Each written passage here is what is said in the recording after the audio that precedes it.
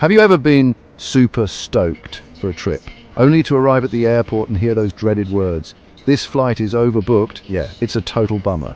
Overbooking happens when airlines sell more tickets than there are actual seats on the plane. They do this because, statistically speaking, not everyone who books a flight actually shows up.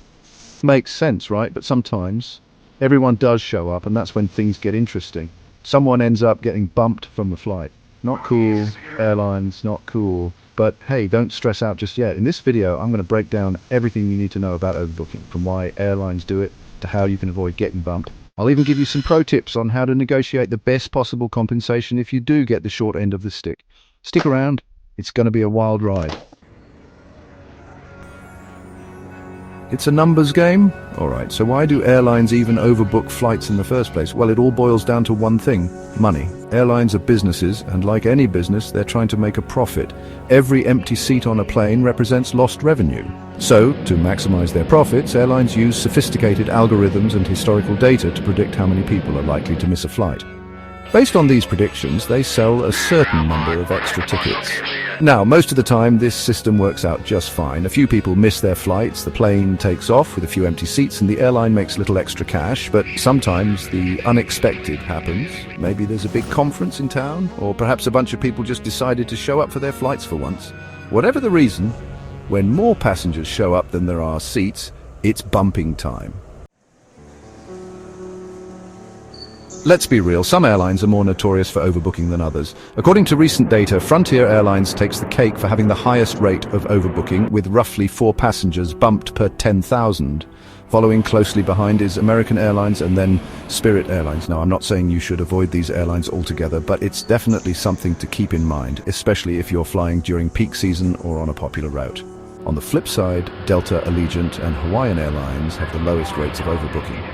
So, if you're really worried about getting bumped, you might want to consider booking with one of these airlines. But hey, no matter which airline you choose, it's always a good idea to be prepared for the possibility of overbooking. Knowledge is power, my friends. Alright, so you've checked in on time, you're at the gate early, and bam, you get hit with the dreaded news: you've been bumped from your flight. Don't panic before you let the frustration get the best of you.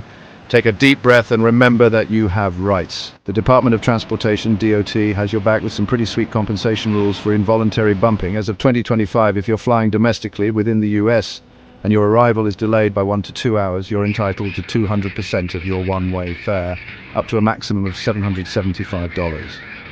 If your delay is longer than 2 hours, that amount jumps to a whopping 400% of your one-way fare, capped at $1,550. Not bad, right? These rules apply even if you volunteered to be bumped, but the airline couldn't get enough volunteers and had to involuntarily bump you. 5. Domestic versus international flights. What's the difference in compensation? Now, what if you're flying internationally? Well, the DOT has you covered there too, but there are some slight differences in the compensation rules. For international flights departing from the US, if your new flight arrives 1 to 4 hours later than your original arrival time, you're entitled to 200% of your one-way fare, up to $775. However, if your delay is more than 4 hours, you're looking at a cool 400% of your one-way fare, with a maximum payout of $1,550. Here's the kicker: the airline is required to compensate you at the airport on the same day you were bumped. That means cash or check, baby. No waiting around for weeks or months to receive a measly voucher. So, if you do find yourself in this situation, make sure you stand your ground and demand what you're owed. 6. Don't get bumped. Tips to secure your seat. Nobody wants to deal with the hassle of being bumped from a flight. So, what can you do to minimize your chances of getting bumped? Well, I've got a few pro tips up my sleeve that might just save your next trip. First things first, book your flight early.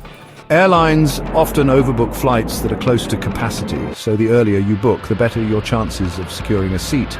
Next, check in online as soon as possible. This shows the airline that you're serious about taking that flight.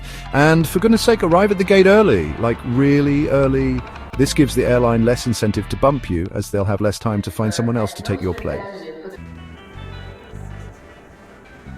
7. Bumped anyway, time to negotiate like a pro. Alright, so you followed all my tips, but fate had other plans, and you still got bumped. Don't despair, it's time to put on your negotiation hat and see what kind of sweet deals you can score. Remember, those DOT compensation rules are just the minimum. Airlines are often willing to offer even more to avoid bad publicity and keep their customers happy.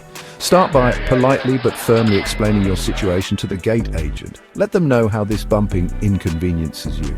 Are you missing a connecting flight? A crucial business meeting? Your grandma's 90th birthday party?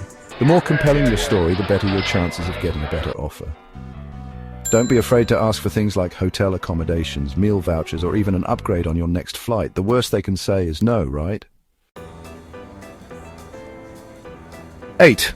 Conclusion: fly smart, know your rights, and share your story. There you have it, folks. The ins and outs of airline overbooking. It's a crazy world out there, but with a little knowledge and preparation, you can navigate the skies like a pro.